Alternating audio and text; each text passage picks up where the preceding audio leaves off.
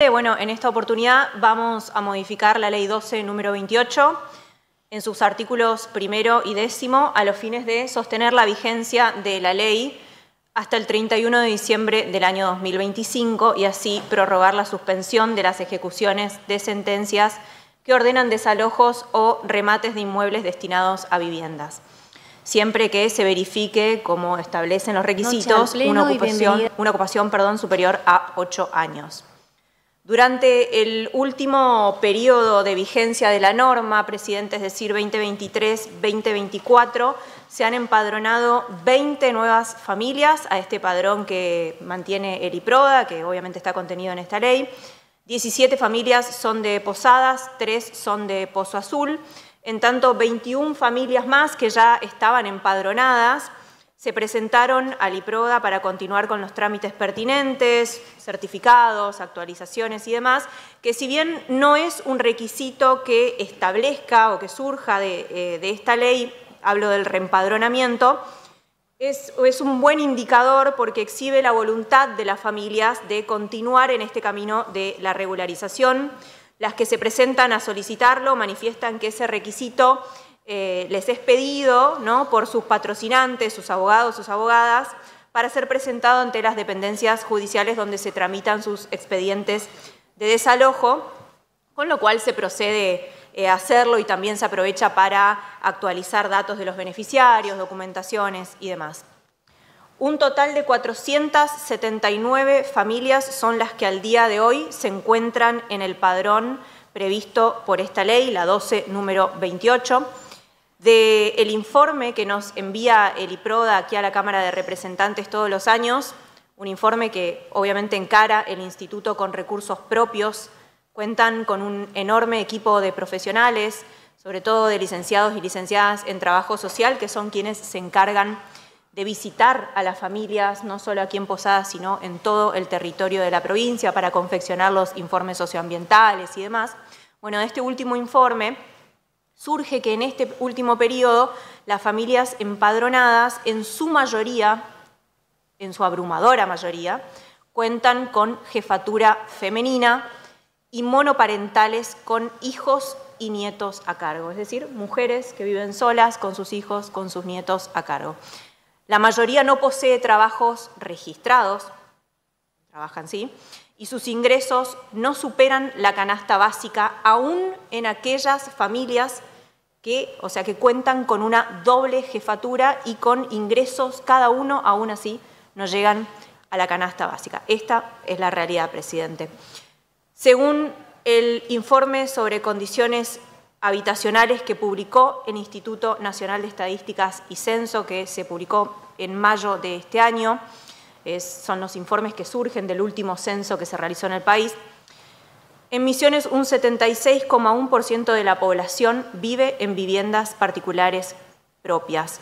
Y lo menciono porque me parece importante contextualizar, saber dónde nos encontramos y cómo nos encontramos al momento del tratamiento de la prórroga de esta ley, que no es una herramienta aislada de la política habitacional que encara el gobierno provincial. De hecho, la provincia desde el año 2012, a través del IPRODA, ha realizado la relocalización de asentamientos, habiendo entregado hasta la fecha viviendas a 1.499 familias vinculadas con esta ley.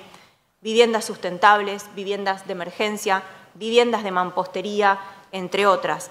Asimismo, también se ha ocupado de reglamentar un procedimiento que ha surgido de la misma praxis, como ya se lo comenté el año pasado, de la misma aplicación de esta normativa, la conocida Resolución 210, que es una herramienta de mediación entre los propietarios privados y las familias ocupantes de los terrenos a los fines de llegar a una solución pacífica del conflicto y lograr que estas últimas no sean desalojadas. De hecho, hay un proyecto de ley en este mismo sentido para transformarla, bueno, obviamente en ley.